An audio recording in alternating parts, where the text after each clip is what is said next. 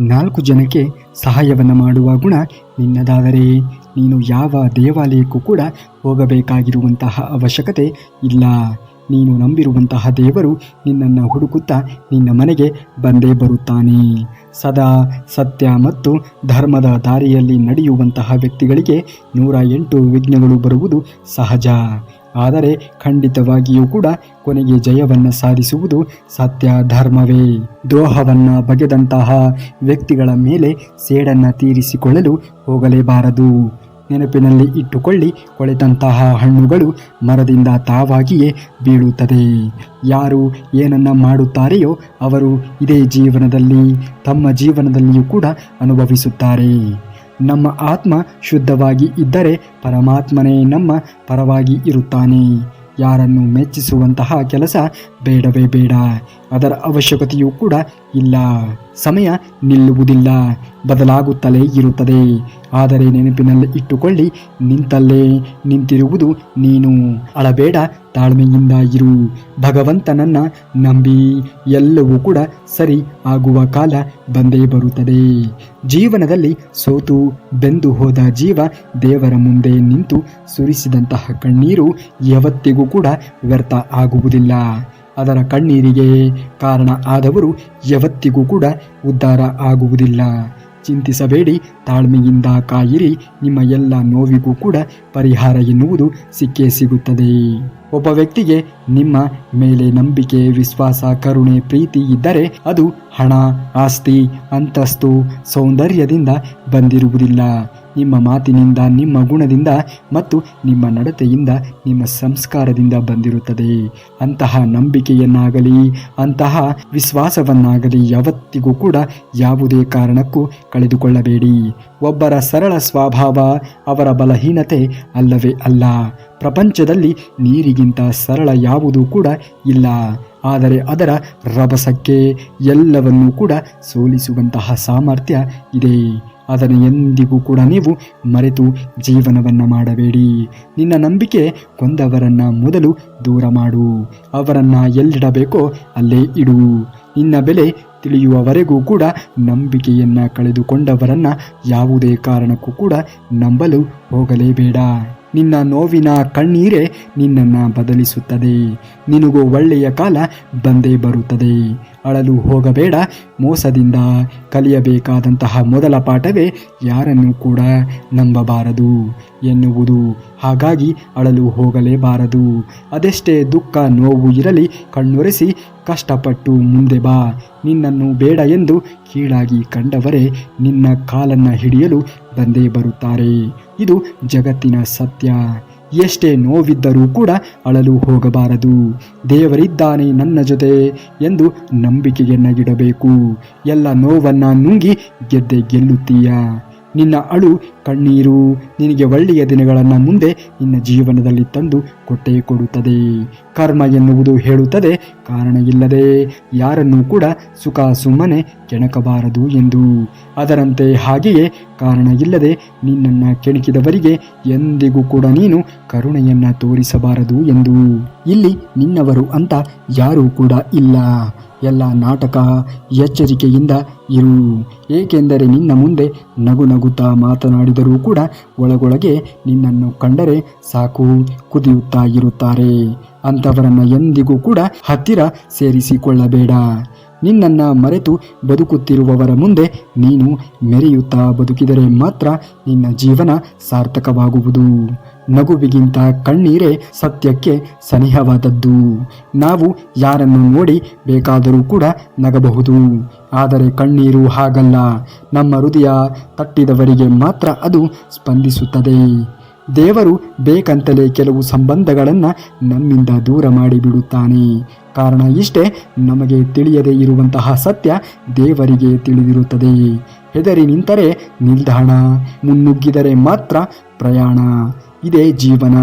ಪ್ರಯತ್ನವನ್ನು ಎಂದಿಗೂ ಕೂಡ ನಿಲ್ಲಿಸಬೇಡಿ. ಭರವಸೆಗಳನ್ನು ಯಾವತ್ತಿಗೂ ಕೂಡ ಕಳೆದುಕೊಳ್ಳಬೇಡಿ. ನಿಮ್ಮ ದಿನ ಬಂದೇ ಬರುತ್ತದೆ. ಅಲ್ಲಿಯವರೆಗೆ ಜೀವನದಲ್ಲಿ ತಾಳ್ಮೆಯನ್ನ ಮರೆಯಲೇಬೇಡಿ. ನಿರಂತರವಾಗಿ ನೋವು ಅನುಭವಿಸಿದ ಮನುಷ್ಯ ಒಂದಲ್ಲ ಒಂದು ದಿನ ಗೆದ್ದೇ ಗೆಲ್ಲುತ್ತಾನೆ. ನೋವು ನಿನ್ನ ಹೃದಯದಲ್ಲಿ ಇರಲಿ, ಕಣ್ಣೀರಿನಲ್ಲಿ ಬೇಡವೇ ಬೇಡ. ನೊಂದ ಹೃದಯದ ಕಣ್ಣೀರ ಬೆಂಕಿಯೇ ಸಾಕು ನಿನ್ನ ನೋವಿಗೆ ಕಾರಣರಾದವರನ್ನ ಸುಡಲು. ತೊಂದರೆಗಳಿಗೆ ಎರಡು ಕಾರಣಗಳಂತೆ, ಒಂದು ಕೆಟ್ಟವರ ಮೇಲೆ ನಂಬಿಕೆಯನ್ನಾಗಿಡುವುದು, ಇನ್ನೊಂದು ಒಳ್ಳೆಯವರ ಮೇಲೆ ಸಂಶಯವನ್ನ ಪಡುವುದು.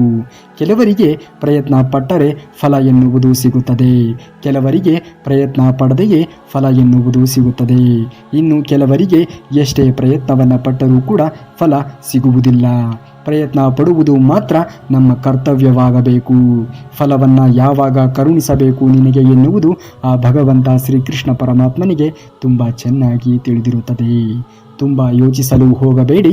ನಿಮ್ಮ ಈ ಜೀವನದ ಬಗ್ಗೆ ನಾನು ಯೋಚನೆಯನ್ನು ಮಾಡಿಯೇ ನೀಡಿರುವೆನು ಎಂದು ಹೇಳುತ್ತಾನೆ ಶ್ರೀಕೃಷ್ಣ ಪರಮಾತ್ಮ.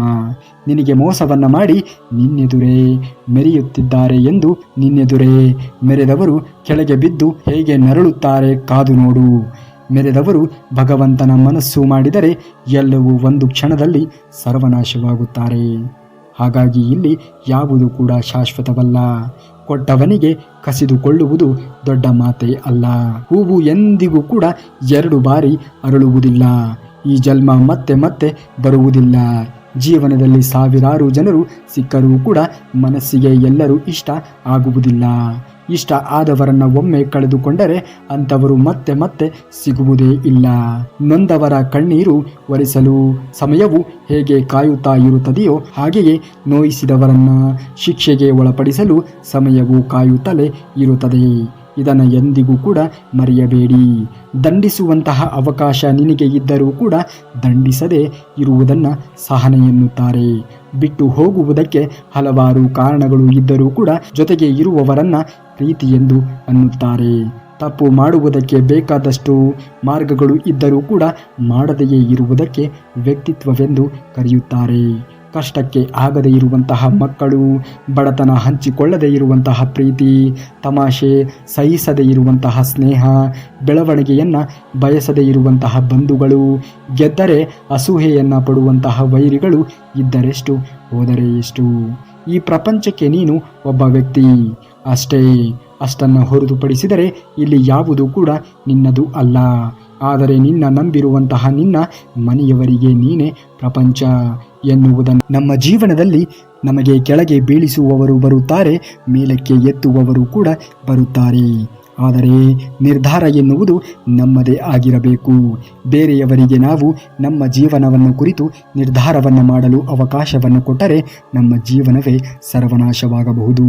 ಹಣವನ್ನು ಕೂಡಿಡುವಂತಹ ಜಾಣತನಕ್ಕಿಂತ ಎಲ್ಲಿ ಹೇಗೆ ಎಷ್ಟು ಖರ್ಚು ಮಾಡಬೇಕು ಎನ್ನುವ ಜಾಣತನ ಜೀವನಕ್ಕೆ ತುಂಬ ಅವಶ್ಯಕ ಇದೆ. ಹಾಗಾಗಿ ಬೇಕಾಬಿಟ್ಟಿಯಾಗಿರುವಂತಹ ಖರ್ಚನ್ನು ಮಾಡಲು ಹೋಗಲೇಬಾರದು. ಪೂರ್ತಿ ವಿಷಯ ತಿಳಿಯದೆಯೇ ಯಾರ ಬಗ್ಗೆಯೂ ಕೂಡ ಕೇವಲವಾಗಿ ಮಾತನಾಡಬೇಡಿ.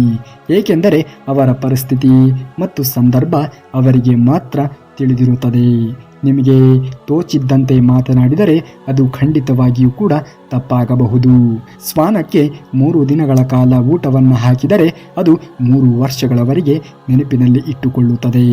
ಅದೇ ಮನುಷ್ಯನಿಗೆ ನಾವು 3 ವರ್ಷಗಳವರೆಗೆ ಊಟವನ್ನು ಹಾಕಿದರೆ ಅದು 3 ದಿವಸಗಳ ನಂತರ ಎಲ್ಲವನ್ನೂ ಕೂಡ ಮರೆತು ಹೋಗುತ್ತದೆ. ಇದೇ ಶ್ವಾನಕ್ಕೂ ಮತ್ತು ಮನುಷ್ಯನಿಗೂ ಇರುವಂತಹ ವ್ಯತ್ಯಾಸ. ನಮಗೆ ಅನಿಸುತ್ತದೆ ಒಂದು ವೇಳೆ ನಾವು ಶ್ವಾನವನ್ನು ನಂಬಿದರೂ ಕೂಡ ಈ ಮನುಷ್ಯನನ್ನು ನಂಬಲೇಬಾರದು ಎಂದು. ಏಕೆಂದರೆ ಪ್ರತಿಯೊಬ್ಬರೂ ಕೂಡ ಒಂದಲ್ಲ ಒಂದು ರೀತಿಯಲ್ಲಿ ಸ್ವಾರ್ಥಿಗಳೇ ಆಗಿರುತ್ತಾರೆ. ನನ್ನ ಜೀವನದಲ್ಲಿ ನಾನು ಯಾರಿಗೂ ಕೂಡ ಮೋಸವನ್ನು ಮಾಡಿಲ್ಲ. ಆದರೆ ನನ್ನವರು ಅಂತ ನಂಬಿಕೆಯನ್ನು ಇಟ್ಟು ಮೋಸ ಹೋದೆ ಅಷ್ಟೇ ಎನ್ನುವಂತಹ ವ್ಯಕ್ತಿಗಳು ತುಂಬಾ ಇದ್ದೀರಾ. ಹಾಗಾಗಿ ಅತಿಯಾದ ನಂಬಿಕೆಯಾಗಲಿ ವಿಶ್ವಾಸವಾಗಲಿ ಯಾರ ಮೇಲೆಯೂ ಕೂಡ ಇಡಲು ಹೋಗಬಾರದು. ನಮ್ಮನ್ನು ಪ್ರೀತಿಸುವವರಿಗೆ ಅವರು ನಮ್ಮನ್ನು ಹೇಗೆ ಕಾಳಜಿಯನ್ನು ಮಾಡಬೇಕು ಎಂದು ನಾವು ಅವರಿಗೆ ಬಾಯಿ ಬಿಟ್ಟು ಹೇಳುವಂತಹ ಅವಶ್ಯಕತೆಯೇ ಇರುವುದಿಲ್ಲ. ಬದಲಿಗೆ ನಿಜವಾಗಿಯೂ ಕೂಡ ನಮ್ಮನ್ನು ಪ್ರೀತಿಸುವಂತಹ ವ್ಯಕ್ತಿಗಳು ನಾವು ಹೇಳದೆಯೇ ಎಲ್ಲವನ್ನೂ ಕೂಡ ಅರ್ಥ ಮಾಡಿಕೊಳ್ಳುತ್ತಾರೆ. ಮನಸ್ಸಿಗೆ ಶಾಂತಿ ನೆಮ್ಮದಿ ಬೇಕೆಂದರೆ ಕೆಲಸಕ್ಕೆ ಬಾರದೇ ಇರುವಂತಹ ಮಾತುಗಳು, ಕೆಲಸಕ್ಕೆ ಬಾರದೇ ಇರುವಂತಹ ವಸ್ತುಗಳು, ಕೆಲಸಕ್ಕೆ ಬಾರದೇ ಇರುವಂತಹ ಜನಗಳಿಂದ ಆದಷ್ಟು ದೂರವಿದ್ದರೆ ನೆಮ್ಮದಿ ಎನ್ನುವುದು ತನ್ನಿಂದ ತಾನೇ ನಿಮಗೆ ಸಿಗುತ್ತದೆ. ನೆಮ್ಮದಿ ಬೇಕು ಎನ್ನುವವರು ಈ ಸೂತ್ರವನ್ನ ಜೀವನದಲ್ಲಿ ಅಳವಡಿಸಿಕೊಳ್ಳಿ. ಮೋಸ ಮಾಡಿದವರು ಆ ಕ್ಷಣಕ್ಕೆ ಸಂತೋಷವಾಗಿ ಇರಬಹುದು, ಆದರೆ ಮೋಸಕ್ಕೆ ಒಳಗಾದ ವ್ಯಕ್ತಿ ಸುರಿಸುವಂತಹ ಪ್ರತಿದಿನದ ಕಣ್ಣೀರಿನ ಧಾರೆ ಎನ್ನುವುದು ಮೋಸಗಾರನಿಗೆ ಆತನ ಪಾಪದ ಸಮುದ್ರವಾಗಿ ಮಾರ್ಪಟ್ಟು ಅದರೊಳಗೆ ಮೋಸಗಾರನನ್ನ ಮುಳುಗಿಸಿ ಬಿಡುತ್ತದೆ. ಇದು ಕಟು ಸತ್ಯ. ಹಾಗಾಗಿ ನಿಮ್ಮ ಕೈಯಲ್ಲಿ ಆದರೆ ಇನ್ನೊಬ್ಬರಿಗೆ ಒಳ್ಳೆಯದನ್ನು ಬಯಸಿ ಒಳ್ಳೆಯದನ್ನು ಮಾಡಿ. ಅದನ್ನು ಹೊರತುಪಡಿಸಿ ಯಾವುದೇ ಕಾರಣಕ್ಕೂ ಕೂಡ ಇತರರಿಗೆ ಮೋಸವನ್ನು ಮಾಡುವುದಾಗಲಿ ನಂಬಿಕೆ ದ್ರೋಹವನ್ನು ಬಗೆಯುವುದಾಗಲಿ ಮಾಡಲು ಹೋಗಲೇಬಾರದು. ಏಕೆಂದರೆ ನಾವು ಇತರರಿಗೆ ಏನನ್ನು ಬಯಸುತ್ತೇವೆಯೋ ಅದೇ ನಮ್ಮ ಜೀವನದಲ್ಲಿ ಮರುಕಳಿಸುತ್ತವೆ. ನಿರ್ಲಕ್ಷ್ಯಕ್ಕೂ ಮತ್ತು ನಿರಾಕರಣೆಗೂ ವ್ಯತ್ಯಾಸವಿದೆ. ನಿರಾಕರಣೆ ನೇರವಾಗಿ ನಿರ್ಧಾರವನ್ನು ತಿಳಿಸುತ್ತದೆ. ನಿರ್ಲಕ್ಷ್ಯ ಎನ್ನುವುದು ನಿಧಾನವಾಗಿ ತನ್ನ ನಿರ್ಧಾರವನ್ನು ತಿಳಿಸುತ್ತದೆ. ಮನುಷ್ಯ ತನ್ನ ಜೀವನದಲ್ಲಿ ಸೊರಗುವುದು ಅವರಿಗೆ ಬಂದ ಕಷ್ಟಗಳಿಂದ ಅಲ್ಲ, ಅವರ ಭಾವನೆಗಳಿಗೆ ಪೆಟ್ಟು ಬಿದ್ದಾಗ. ಮತ್ತೊಬ್ಬರನ್ನ ಬದಲಾಯಿಸುವ ಬದಲು ನಾವೇ ಬದಲಾದರೆ ಜೀವನ ಎನ್ನುವುದು ತುಂಬ ಚೆನ್ನಾಗಿ ಇರುತ್ತದೆ. ಯಾರ ಮೇಲೆಯೂ ಕೂಡ ಯಾರು ನಮ್ಮ ಮಾತನ್ನು ಕೇಳುತ್ತಾರೆ ಅಥವಾ ಅವರನ್ನು ನಾವು ಬದಲಾಯಿಸುತ್ತೇವೆ ಎನ್ನುವಂತಹ ವಿಶ್ವಾಸವನ್ನು ಇಟ್ಟುಕೊಳ್ಳಲು ಹೋಗಲೇಬಾರದು. ನೀರು ಕುಡಿಯುವ ಮೊದಲು ಬಾಯಾರಿಕೆಯನ್ನು ಅನುಭವಿಸಲೇಬೇಕು. ಹಣವನ್ನು ಪಡೆಯುವ ಮೊದಲು ಬಡತನದ ಒಂದು ದುಃಖವನ್ನು ನಾವು ಅನುಭವಿಸಲೇಬೇಕು.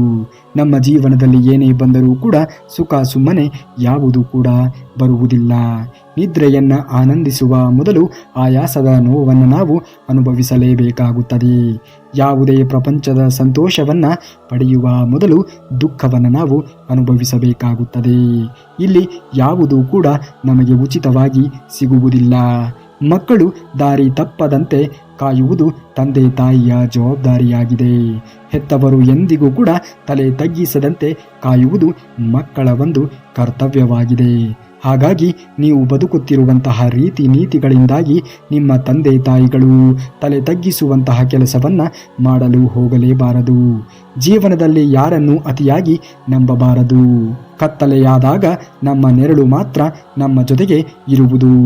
ಯಾರೂ ಕೂಡ ನಮ್ಮ ಜೊತೆಯಲ್ಲಿ ಬರುವುದಕ್ಕೆ ಸಾಧ್ಯವೇ ಇಲ್ಲ. ಒಬ್ಬ ವ್ಯಕ್ತಿಗೋಸ್ಕರ ನಾವು ಎಷ್ಟು ಹೊತ್ತು ಕಾಯುತ್ತೀವಿ ಅನ್ನುವುದು ಮುಖ್ಯವಲ್ಲ, ಆದರೆ ಕಾದ ಮೇಲೆ ಅವರು ನಮಗೆ ಎಷ್ಟು ಬೆಲೆಯನ್ನು ಕೊಡುತ್ತಾರೆ ಎನ್ನುವುದು ಬಹಳನೇ ಮುಖ್ಯವಾಗುತ್ತದೆ. ಅಂತಹ ವ್ಯಕ್ತಿಗಳು ನಿಮ್ಮ ಜೀವನದಲ್ಲಿ ಸಿಕ್ಕರೆ ಖಂಡಿತವಾಗಿಯೂ ಕೂಡ ಅಂಥವರನ್ನು ಕಳೆದುಕೊಳ್ಳಲೇಬೇಡಿ. ಮನುಷ್ಯ ಎಷ್ಟೇ ಜಾಣನಾಗಿ ಇದ್ದರೂ ಕೂಡ ನಾಳೆಯ ದಿನ ಹೇಗೆ ಇರುತ್ತದೆ ಎನ್ನುವುದನ್ನು ಊಹೆ ಮಾಡಲು ಕೂಡ ಆಗುವುದಿಲ್ಲ. ಆತ ನಾಳೆಯ ದಿನಗಳನ್ನು ಕುರಿತು ತಿಳಿಯಲು ಆಗದೇ ಇರುವಷ್ಟು ದಡ್ಡನಾಗಿದ್ದಾನೆ. ಪ್ರಪಂಚ ಎನ್ನುವುದು ಈಗ ಎಷ್ಟೇ ಮುಂದುವರೆದರೂ ಕೂಡ ಭವಿಷ್ಯವನ್ನು ನಾವು ಹೇಳುವುದಕ್ಕೆ ಸಾಧ್ಯವಾಗುವುದೇ ಇಲ್ಲ. ಇರುವುದೊಂದೇ ಜೀವನ, ಸಿಗುವುದು ಕೆಲವು ದಿನ. ತಿಳಿಯದೆ ಕಳೆದಂತಹ ಬಾಲ್ಯವಾಗಿರಬಹುದು, ಗೊತ್ತಿಲ್ಲದೆ ಜಾರುವಂತಹ ಹರೆಯ ಆಗಿರಬಹುದು, ಕರೆಯದೆಯೇ ಬರುವಂತಹ ಮುದಿತನವಾಗಿರಬಹುದು. ಎಲ್ಲವನ್ನ ಅನುಸರಿಸುತ್ತಾ ಅನುಭವಿಸುತ್ತಾ ಬಾಳುವುದೇ ಬದುಕಾಗಿದೆ. ಬದುಕು ಎನ್ನುವುದು ನಾವು ಅಂದುಕೊಂಡಂತೆ ಬರುವುದಿಲ್ಲ. ಅನಿರೀಕ್ಷಿತವಾಗಿರುವುದನ್ನು ಬದುಕಿನಲ್ಲಿ ತಂದು ಒಡ್ಡುತ್ತದೆ. ಹಾಗಾಗಿ ಜೀವನದಲ್ಲಿ ಏನೇ ಅನಿರೀಕ್ಷಿತಗಳು ಬಂದರೂ ಕೂಡ ಅದನ್ನು ಜಯಶಾಲಿಯನ್ನಾಗಿ ಮಾಡಿಕೊಂಡು ಜೀವನವನ್ನು ಕಳೆಯಬೇಕು. ಬೇಡ ಅಂದವರಿಗೆ ಭಾರ ಆಗುವ ಬದಲು ಬೇಕು ಅನ್ನುವಂಥವರಿಗೆ ಬೆಳಕಾಗು. ಸಾಕು ಯಾರನ್ನ ಬಯಸಿ ಹಿಂದೆ ಹೋಗಿ ಗುಲಾಮರಾಗುವುದಕ್ಕಿಂತ ನಿನ್ನನ್ನೇ ಅರಿಸಿ ಹಿಂದೆ ಬರುವಂತಹ ಹೃದಯಕ್ಕೆ ರಾಜನಾಗು. ಏನಾದರೂ ಆಗು, ಆದರೆ ಇನ್ನೊಬ್ಬರ ಕೈಗೊಂಬೆ ಮಾತ್ರ ಆಗಲು ಹೋಗಲೇಬೇಡ. ದೇವರು ಒಡೆತದ ನೋವನ್ನು ತಡೆದುಕೊಳ್ಳುವಂತಹ ಶಕ್ತಿಯನ್ನು ನೀಡುವಂತಹ ಆ ಭಗವಂತನು ಸಮಯ ಬಂದಾಗ ಎಲ್ಲರನ್ನ ತಿರುಗಿಸಿ ಒಡೆಯುವಂತಹ ತಾಕತ್ತನ್ನು ಕೂಡ ನೀಡಿರುತ್ತಾನೆ.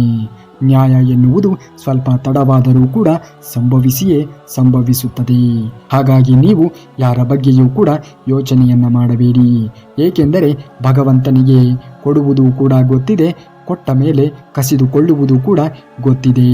ಭಗವಂತನ ಮೇಲೆ ನಂಬಿಕೆಯನ್ನಗಿಡಿ, ಆಗ ಎಲ್ಲವೂ ಕೂಡ ಸಫಲವಾಗುವುದು. ಸಂತೋಷ ಎನ್ನುವುದು ನಮ್ಮದೇ ಮನಸ್ಥಿತಿಯಾಗಿದೆ. ಅದು ಹೊರಗಿನ ಪ್ರಪಂಚದೊಂದಿಗೆ ಯಾವುದೇ ರೀತಿಯ ಸಂಬಂಧವನ್ನು ಹೊಂದಿರುವುದಿಲ್ಲ. ಬೇರೊಬ್ಬರ ಪಾಪದ ಬಗ್ಗೆ ಮಾತನಾಡಿಕೊಂಡರೆ ಮತ್ತು ನಾವು ಆಡಿದ ಮಾತುಗಳು ಸುಳ್ಳಾದರೆ ಆ ಪಾಪದ ಫಲ ಎನ್ನುವುದು ಸಂಪೂರ್ಣವಾಗಿ ನಮ್ಮ ಪಾಲೇ ಆಗುತ್ತದೆ.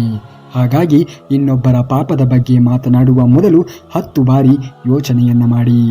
ಬೆಟ್ಟ ಯಾವತ್ತೂ ಕೂಡ ನಮ್ಮ ಮುಂದೆ ಬಾಗುವುದಿಲ್ಲ, ಆದರೆ ನಾವು ಕಷ್ಟಪಟ್ಟು ಏರಿದರೆ ಅದು ನಮ್ಮ ಪಾದದ ಕೆಳಗೆ ಇರುತ್ತದೆ. ಪ್ರಾರ್ಥನೆ ಫಲಿಸುತ್ತದೆ ಅನ್ನುವುದು ಎಷ್ಟು ಸತ್ಯವೋ, ಪಾಪವು ಕೂಡ ಫಲಿಸುತ್ತದೆ ಅನ್ನುವುದು ಕೂಡ ಅಷ್ಟೇ ಸತ್ಯ.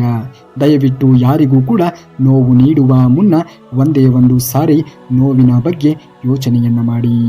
ಏಕೆಂದರೆ ಕಾಲ ಎನ್ನುವುದು ಹಾಗೆ ಇರುವುದಿಲ್ಲ. ಭಗವಂತನಿಗೆ ಸಲ್ಲಿಸಿದಂತಹ ಪೂಜೆ ಸೇವೆ ಯಾವತ್ತಿಗೂ ಕೂಡ ವ್ಯರ್ಥ ಆಗುವುದಿಲ್ಲ. ಅದು ಒಂದಲ್ಲ ಒಂದು ರೂಪದಲ್ಲಿ ಒಂದಲ್ಲ ಒಂದು ದಿನ ಅದು ನಿಮ್ಮನ್ನ ಕಾದೇ ಕಾಯುತ್ತದೆ. ನಾಟಕದ ಪ್ರಪಂಚ ಇದು. ನೀನು ಎಷ್ಟು ಎಚ್ಚರಿಕೆಯಿಂದ ಇರುತ್ತೀಯೋ ಅಷ್ಟು ನಿನಗೆ ಒಳ್ಳೆಯದು. ಆಸೆ ನಮ್ಮದಾದರೂ ಕೂಡ ಆಯಸ್ಸು ಎನ್ನುವುದು ದೇವರದ್ದು. ಕೊಟ್ಟಾಗ ಸ್ವೀಕರಿಸಬೇಕು, ಕಿತ್ತುಕೊಂಡಾಗ ಯಾರಿಗೂ ಹೇಳದೆಯೇ ಹೋಗಬೇಕು ಅಷ್ಟೇ. ಇದೇ ಈ ಜೀವನ. ನೀವೇನಾದರೂ ಶ್ರೀಕೃಷ್ಣ ಪರಮಾತ್ಮನ ಭಕ್ತರಾಗಿದ್ದರೆ ಈ ಕೂಡಲೇ ಈ ವಿಡಿಯೋಗೆ ಒಂದು ಲೈಕನ್ನು ಮಾಡಿ. ಹಾಗೂ ಪ್ರತಿದಿನವೂ ಕೂಡ ಕೃಷ್ಣನ ವಚನಾಮೃತವನ್ನು ಕೇಳಲು ತಪ್ಪದೇ ನಮ್ಮ ಚಾನಲ್ನ ಸಬ್ಸ್ಕ್ರೈಬ್ ಮಾಡಿಕೊಳ್ಳಿ. ಮುಂದಿನ ವಿಡಿಯೋದಲ್ಲಿ ಸಿಗುವವರೆಗೂ ಧನ್ಯವಾದ. ಕರುನಾಡಿಗೆ.